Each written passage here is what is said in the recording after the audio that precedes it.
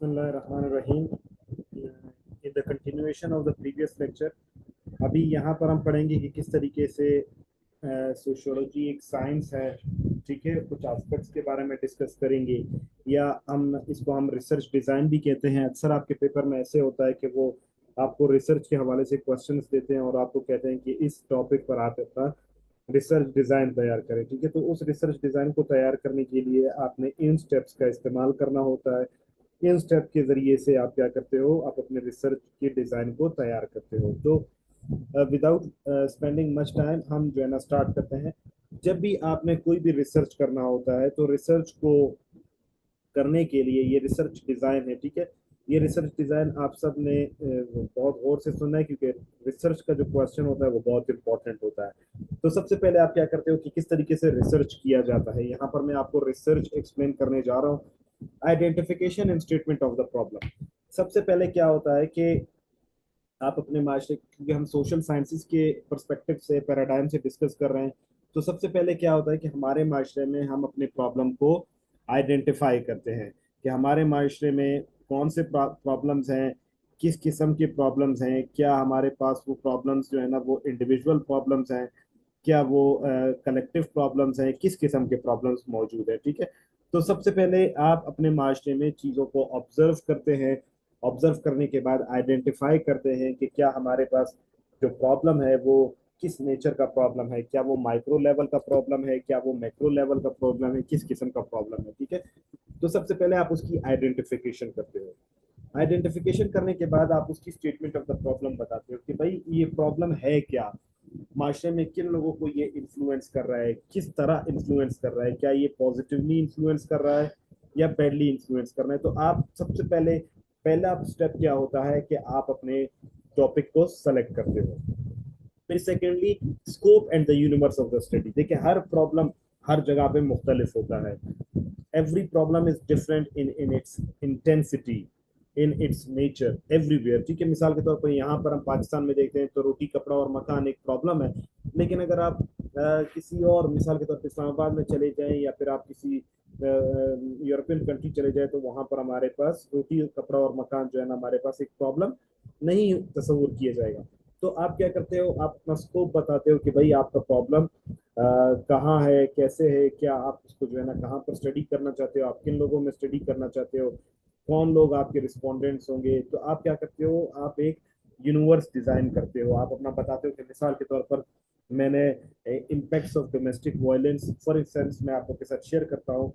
मेरा एमफिल का टॉपिक था कि impacts of domestic violence working women, a case study of Quetta city. ठीक है, ये एक टॉपिक मैंने आपके सामने डिस्कस किया।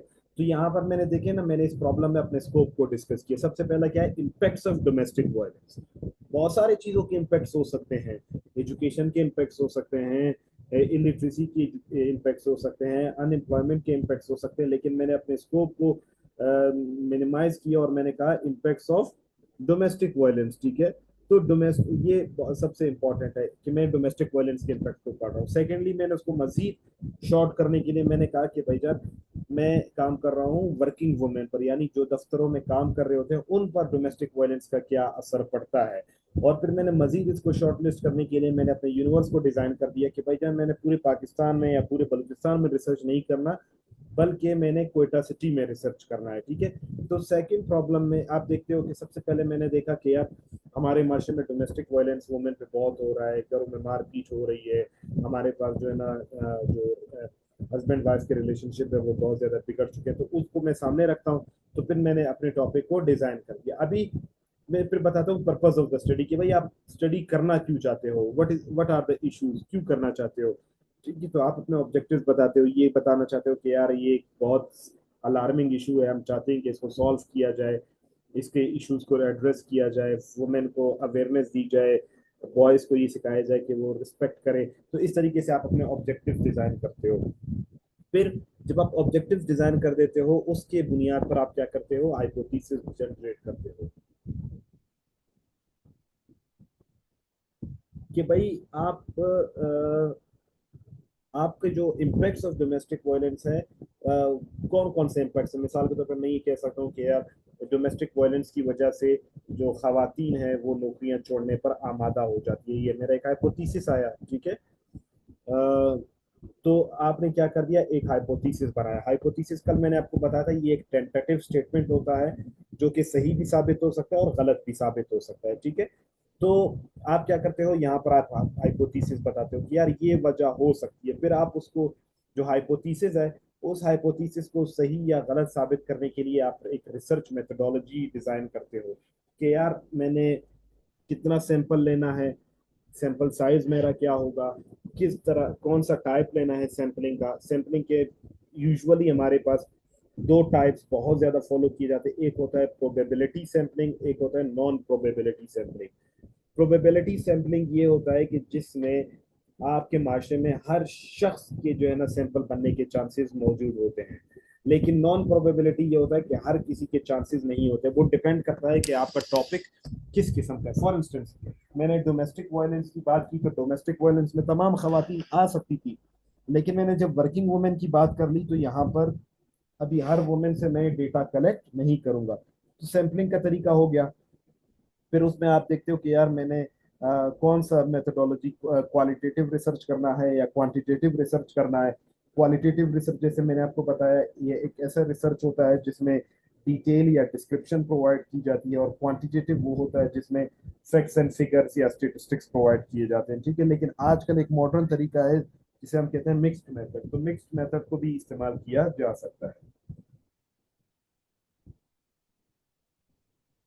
तो आप यहाँ पर आपने जब अपनी रिसर्च डिजाइन वो कर लिया, ठीक है, तो फिर आप टूल्स ऑफ डेटा कलेक्शन का बताते हो कि भाई आपके पास तो अभी क्वेश्चनियर आपने आपने जो डेटा कलेक्ट करना है वो किस तरीके से आप डेटा कलेक्ट करोगे। आप इंटरव्यू लोगे, आप लोगों को क्वेश्चंस डिस्ट्रीब्यूट करोगे, क्वेश्चनियर डिस्ट्रीब्यूट करोगे, क्या आप फोकस ग्रुप डिस्कशन करोगे, क्या आप सर्वे करोगे, या क्या कौन से तरीके से आप डेटा कलेक्ट करेंगे। तो उनके जरिए से फिर आप डेटा कलेक्ट करते हो, और उसके बाद नेक्स्ट स्टेप है डेटा एनालिसिस का। डेटा एनालिसिस के मुख्तलिफ तरीके हैं। अगर आपका डिस्क्रिप्टिव टाइप या क्वालिटेटिव टाइप ऑफ रिसर्च होता है तो फिर आप उसमें जो क्वेश्चन आपने पूछे होते हैं उसको आप अपने अल्फाज में एक्सप्लेन करते हो। लेकिन अगर आपका क्वांटिटेटिव टाइप ऑफ रिसर्च होता है तो आप उसको ज्यादातर ये होता है कि बार या ग्राफ के जरिए से या आप उनको कॉलम्स या उसके जरिए से आप उसको एक्सप्लेन करते हो, या जो यूजुअली हमारे पास जो होता है वो SPSS एक सॉफ्टवेयर है जिसका फुल फॉर्म है कि statistical package for social sciences. उसमें आप उसका डेटा पुट करते हो और वो ऑटोमेटिकली आपको बार ग्राफ डायग्राम वो सब कुछ आपको बना के दे देता है, और उसके जरिए से आपको पता चलता है कि आया आपका जो डेटा था, क्या आपका जो हाइपोथेसिस था क्या वो सही साबित हुआ या गलत साबित हुआ। तो यहाँ पर आपने डेटा एनालिसिस भी कर दिया, और जब डेटा एनालिसिस हो जाता है तो फिर उसके बाद आप उसको डेटा को प्रेजेंट करते हो, आप उसको बताते हो कि यार मेरे रिजल्ट्स क्या हैं, मेरे फाइंडिंग्स क्या हैं, मेरे रिकमेंडेशंस क्या हैं, ठीक है। मैंने कौन कौन सी चीज़ों को पढ़ा था, और उसकी बुनियाद पर आप कोई थ्योरी जनरेट करते हो, आप कोई आर्टिकल लिख लेते हो जर्नल में। तो इस तरीके से क्या होता है, एक रिसर्च डिजाइन को तैयार किया जाता है। तो आपका जो टास्क है वो सबसे अहम टास्क ये है कि आप लोगों ने अपने मर्जी का कोई भी क्वेश्चन लेना है, अपने मर्जी का कोई भी इशू लेना है, और उस इशू को सामने रखते हुए एक रिसर्च डिजाइन अपने पास रेडीमेड तैयार रखना है, क्योंकि आपके पेपर में ये आ सकता है। तो एक रिसर्च डिजाइन जब पहले से आपका तैयार होगा तो आपको वहां पर बहुत ज्यादा ब्रेनस्टॉर्मिंग की जरूरत नहीं पड़ेगी, और आपके पास जब आपको अगर एग्जामिनर पूछ लेता है कि भाई कोई रिसर्च डिजाइन तैयार करे तो आपके पास ऑलरेडी कोई ना कोई तैयार होगा और आप उसको लिख सकते हैं। So I hope you all got it कि किस तरीके से रिसर्च डिजाइन तैयार किया जाता है। और देखिए जिस तरीके से हमारे पास एक्सपेरिमेंट के वहां पर तरीके होते हैं प्योर साइंसेज में या नेचुरल साइंसेज में, उसी तरीके से आप देख सकते हो कि हम एक सोशल रिसर्च कर रहे हैं तो उस रिसर्च में भी हमारे पास मुख्तलिफ किस्म के तरीके हैं। तो इन तमाम चीज़ों को सामने रखते हुए हम ये साबित कर सकते हैं कि सोशोलॉजी क्या है, सोशोलॉजी भी एक साइंस है। So I hope you all got it. If you have any question you may please ask me right now. If you do not have drop me yes और क्लियर ताकि हम आगे चलें। What do you all quickly please?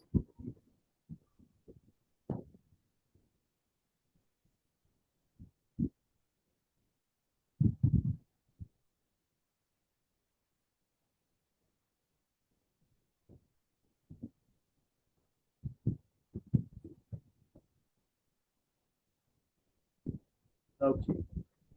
अभी एक last जो important topic है वो भी हमारे पास, देखिए ये इस स्लाइड में बहुत इंपॉर्टेंट टॉपिक्स है, ठीक है। जैसे मैंने आपको बताया कि डेफिनेशन वगैरह, ओरिजिन वगैरह, किस तरीके से ये हुआ, ठीक है, ये इंपॉर्टेंट है। डेफिनेशन तो इंपॉर्टेंट है ही है। सोशियोलॉजी साइंस किस तरह, इस पर अक्सर क्वेश्चन आ चुके हैं। सोशो इस पर क्वेश्चन आ चुका है कि रिसर्च डिजाइन तैयार करें। और अभी इंपॉर्टेंस ऑफ सोशियोलॉजी के बारे में भी अक्सर क्वेश्चन आते हैं, तो उसको भी हम पढ़ते हैं कि what is the importance of sociology. याद रखें, जो मैंने आपके पास सामने जो स्लाइड्स रखे हुए हैं, ये स्लाइड्स बहुत ज्यादा वसी हैं, ठीक है। आप 30 मिनट या 35 मिनट के क्वेश्चन में आप इन तमाम पॉइंट्स को नहीं लिख सकते अगर आप इसको एक्सप्लेन करने पर आए, लेकिन इतना ज्यादा बताने का मकसद ये होता है कि आप लोग के पास बल्क ऑफ नॉलेज मौजूद हो। आपने सिर्फ और सिर्फ जो ये 15-20 दिन में आपने जो काम करना है वो अपने राइटिंग पे काम करना है। आपने बहुत ज्यादा चीजों को एक्सप्लेन करना है, क्योंकि जब आप चीजों को एक्सप्लेन करोगे, आपका राइटिंग अच्छा होगा, आप राइटिंग अच्छी स्पीड के साथ कर सकोगे, तो आपको ये तमाम चीजें बहुत फायदा देंगी। तो इसलिए अभी हम चलते हैं what is the importance of sociology. देखिए, जिस तरह हमारे पास बाकी साइंसेज है, जिस तरह बाकी साइंसेज के हमारे पास इंपॉर्टेंस मौजूद है, उसी तरीके से हमारे पास सोशियोलॉजी भी जो है ना वो बहुत ज्यादा इंपॉर्टेंट है, और इसमें हमारे पास बहुत ज्यादा सिग्निफिकेंस इसकी पाई जाती है। तो अगर वो आपसे पूछ ले कि what are the salient features, ठीक है, what are the unique features, what are the characteristics, what are the importance, वो तमाम में आप यही चीजें लिख सकते हैं। आपने ख्याल करना है कि वो अक्सर लोग इस चीज पे कंफ्यूज हो जाते हैं कि यार ये इन्होंने क्या पूछा था और इसमें हम क्या लिखे। तो ये चीजें सबको पता होनी चाहिए, ठीक है। सबसे पहले सोशियोलॉजी का सबसे इम्पोर्टेंट जो एस्पेक्ट है वो ये है कि ये हमें हेल्प आउट करता है कि हम अपने सोशल प्रॉब्लम्स को आइडेंटिफाई कर सके, लोकेट कर सके। क्योंकि जब तक हम माशरे के बारे में नहीं जानते, जब तक हम माशरे की जो है ना डूज एंड डोंट्स के बारे में नहीं जानते, जब तक हम नॉर्म्स एंड वैल्यूज के बारे में नहीं जानते, तब तक हम कोई भी अपने प्रॉब्लम को आइडेंटिफाई नहीं करते। तो माशरे में जब लोगों के बारे में जानते हैं, लोगों के रवैयों के बारे में जानते हैं, लोगों की आइडेंटिटी के बारे में जानते हैं, लोगों की प्रायोरिटीज के बारे में जानते हैं, ठीक है, तो हमें जो है ना सोशियोलॉजी की सबसे बड़ी जो है ना जो बेनिफिट नजर आती है वो ये है कि ये हमें हेल्प आउट करता है अपने माशरे को समझने में, और इसकी मदद से हम अपने प्रॉब्लम में इश्यूज को अंडरस्टैंड कर सकते हैं। फिर जब हम प्रॉब्लम्स को अंडरस्टैंड करते हैं, उन प्रॉब्लम्स की सिवेरिटी को जज करना भी एक बहुत इंपॉर्टेंट काम है, ठीक है।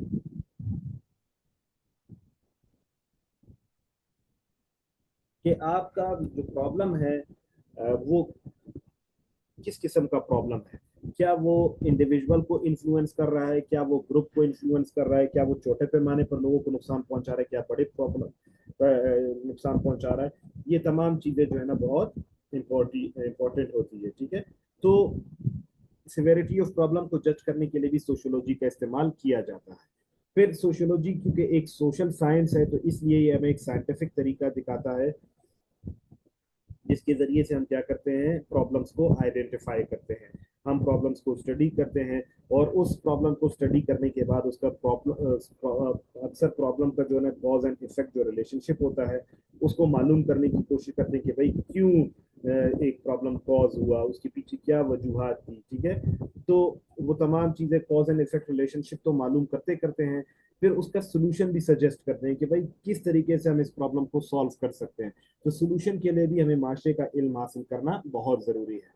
फिर अक्सर हमारे पास क्या होता है कि हमारे माशरे में जब हमारे पास मुख्तलिफ प्रॉब्लम्स देखने को मिलते हैं, we often fall prey to different criminalities, ठीक है। हम बहुत ज्यादा क्रिमिनलिटीज का शिकार हो जाते हैं, हमारे माशरे में लोग क्राइम्स करना शुरू कर देते हैं, हमारे माशरे का जो सोशल ऑर्डर होता है वो बिगड़ जाता है। तो एज अ रिजल्ट क्या होता है, हमारी सोसाइटी डिस्ट्रॉय हो जाती है। तो जब सोसाइटी डिस्ट्रॉय हो जाती है, फिर अक्सर जो क्या करते हैं, हमारे माशरे का जो अहम काम शुरू होता है वो रिकंस्ट्रक्शन शुरू होता है। तो सोशियोलॉजी होता है, सोशियोलॉजी हमें गाइड करता है कि किस तरीके से हम माशरे को रिकंस्ट्रक्ट कर सकते हैं, यानी उसको अपने पुरानी हालत में तो किस तरह ला सकते हैं। तो उसके लिए हमें माशरे का इल्म हासिल करना, माशरे की ज़रूरियात का समझना, माशरे के प्रॉब्लम्स का समझना, माशरे के डूज एंड डोंट्स का समझना, माशरे फैशन और फैट का समझना, ये बहुत इंपॉर्टेंट होता है। तो ये हमें हेल्प आउट करता है कि किस तरीके से आप माशरे को रिकंस्ट्रक्ट कर सकते हैं। इसके साथ साथ जो सोशियोलॉजी है, it helps us in preservation and the growth of the culture and tradition. देखिए, ग्रोथ, कल्चर और जो है ना वो जो ग्रोथ है वो किस ट्रेडिशन और कल्चर जो है वो किस तरीके से ग्रो करता है या उसको प्रिजर्व कैसे किया जाता है। इसके लिए बहुत इंपॉर्टेंट ये होता है कि आप क्या करते हो, अपने अपने लोगों को सोशलाइज करते हो, आप अपने बच्चों को सिखाते हो, ठीक है।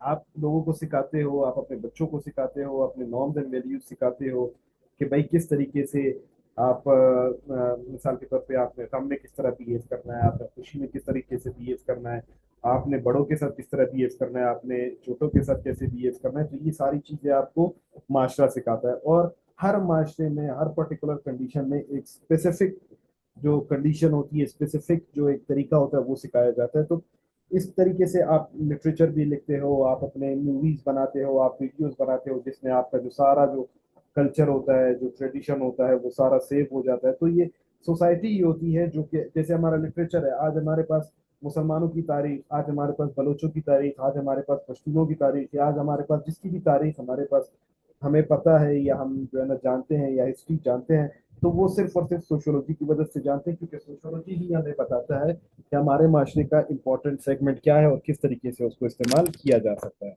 फिर जो कल्चर का जो हेरिटेज है, उसको एक जनरेशन से दूसरे जनरेशन में शिफ्ट करना, उनको सिखाना, उनको गाइड करना, उनको मोटिवेट करना, और उनको ये सिखाना कि किस तरीके से यही आइडियोलॉजीज आपने आगे लोगों में शिफ्ट करनी है, ये सोशियोलॉजी का एक बहुत बड़ा जो है ना सिग्निफिकेंस है।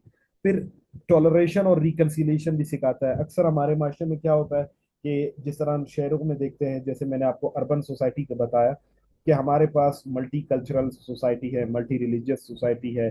तो हम क्या करते हैं, अगर हम माशरे में रहते हैं तभी हम दूसरों के हकदार और रिवायात को, दूसरों की जुबानों को, दूसरे के मजहब को, दूसरों के फैमिली मेंबर्स को हम रिस्पेक्ट देते हैं। अगर किसी शख्स ने माशरे में ये चीज़ें सीखी नहीं है, तो वो कभी भी रिकन्सिलिएशन का, वो सुलह रहमी का कोई जो है ना अपने पास नहीं रख सकता, आइडियोलॉजी नहीं रख सकता, वो कभी भी बर्दाश्त नहीं रख सकता।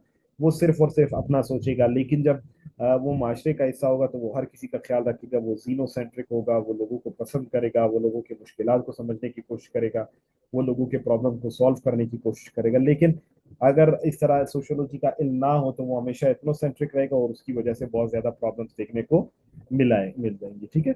और ये हमारे पास अक्सर जो हमारे पास जो रिसोर्सेज होते हैं, हमारे पास जो हमारे अपॉर्चुनिटीज होती हैं, उनको असेस करने के लिए हमें मदद करते हैं। That how, what are the opportunities, what are the potential threats, what are the strengths, what are the weaknesses.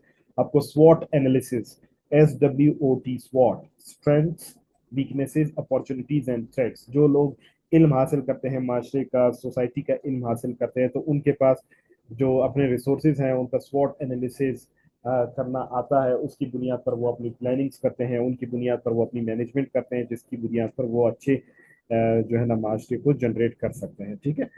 इसी के साथ साथ आप ग्रोथ ऑफ डेमोक्रेसी कराते हैं, डेवलप्स द सोसाइटी, आप माशरे को भी डेवलप करवाते हैं। हर किसी को आप उसके बेसिक ह्यूमन राइट्स देते हैं, फंडामेंटल राइट्स देते हैं, डेमोक्रेसी को प्रवील करते हैं कि हर किसी का हक है तालीम के लिए, ठीक है, तालीम का हक है, अच्छी सेहत का हक है, खुराक पोशाक का हक है। तो ये तमाम उसी वक्त होता है जब आप सोशियोलॉजी को पढ़ते हो। और जो भी हमारे माशरे में जो सेल्फिशनेस होती है, प्रेजुडिस होती है, तासुब होता है, या कोई भी बुरी चीजें होती हैं, उन सबको खत्म करने में माशरा हमें बड़ी हेल्प आउट करता है। आपने देखा होगा ड्रग एडिक्ट, ड्रग रिहेबिलिटेशन और डिटॉक्सिफिकेशन सेंटर में सोशियोलॉजिस्ट बैठे होते हैं, बड़े बड़े हॉस्पिटल्स में सोशियोलॉजिस्ट बैठे होते हैं, जेल्स में जो है ना सोशियोलॉजिस्ट बैठे होते हैं। अच्छा, इदारों में सोशियोलॉजिस्ट बैठे होते हैं, सोशल वेलफेयर ऑफिसर्स बैठे होते हैं, जिनका काम क्या करना होता है, लोगों को गाइड करना होता है और सीधी राह पर लगाना होता है, ताकि वो प्रॉब्लम से निकल कर आकर अपना पॉजिटिव रोल अपने माशरे में अदा कर सके। Implementation of personal experiences, observation and scientific approach. जब जितना ज्यादा आप इल्म हासिल करते हो, तो यही इल्म को आप अपने माशरे में इम्प्लीमेंट कराते हो, आप उनको अपने एक्सपीरियंसेस से सिखाते हो, आप उनकी अपनी ऑब्जर्वेशन से सिखाते हो, और साइंटिफिक अप्रोच को अपने माशरे में डेवलप करने में हेल्प आउट करते हो, लोगों को हेल्प आउट करते हो कि उनका नॉलेज डेवलप हो, उनके अंदर लर्निंग का स्किल आ जाए। और इसका सबसे इंपॉर्टेंट काम ये होता है कि एक शख्स जितना अपने माशरे में लोगों के साथ उठता बैठता है, लोग माशरे को ऑब्जर्व करता है, उसमें एक्सपेरिमेंट करता है, उतना ही ज्यादा वो उसमें क्रिटिकल थिंकिंग का स्किल डेवलप होता है, और उतने ही आसानी से वो अपने माशरे में अपने स्ट्रेंथ और वीकनेसेस को समझ सकता है और अपनी चीजों को अच्छी तरीके से स्ट्रीमलाइन कर सकता है। और इसके साथ साथ जो लोग माशरे का इल्म रखते हैं, जो सोशियोलॉजी का इल्म रखते हैं, ठीक है, तो सोशियोलॉजी जब आप मुख्तलिफ माशरे का इल्म रखते हैं तो वो आपको कंपैरेटिव एनालिसिस सिखाता है कि किस तरीके से एक माशरा दूसरे माशरे से अलहदा है, उनमें क्या सिमिलैरिटीज है, क्या डिफरेंसेस है, एक चीज़ का दूसरे चीज़ पर क्या असर पड़ता है, कैसे असर पड़ता है और किस तरीके से इसको सॉल्व आउट किया जा सकता है। और जो भी हमारे नॉर्म्स एंड वैल्यूज होते हैं या जो सोशल कंट्रोल के जो एलिमेंट्स होते हैं, चाहे वो फॉर्मल सोशल कंट्रोल हो, चाहे वो इनफॉर्मल सोशल कंट्रोल हो, किसी भी तरीके से आपके माशरे में लॉ एंड ऑर्डर को मेंटेन करना, पीस एंड हार्मनी को मेंटेन करना, वो हमारा माशरे का अहम किरदार होता है। ठीक है, तो ये कुछ पॉइंट्स जो इंपॉर्टेंस के लिए मैंने आपके सामने लिखे थे, ये मैंने आप सबके साथ डिस्कस कर लिए हैं। अगर यहाँ तक आपको कोई क्वेश्चन है तो आप मुझसे पूछ सकते हैं। Over to you please.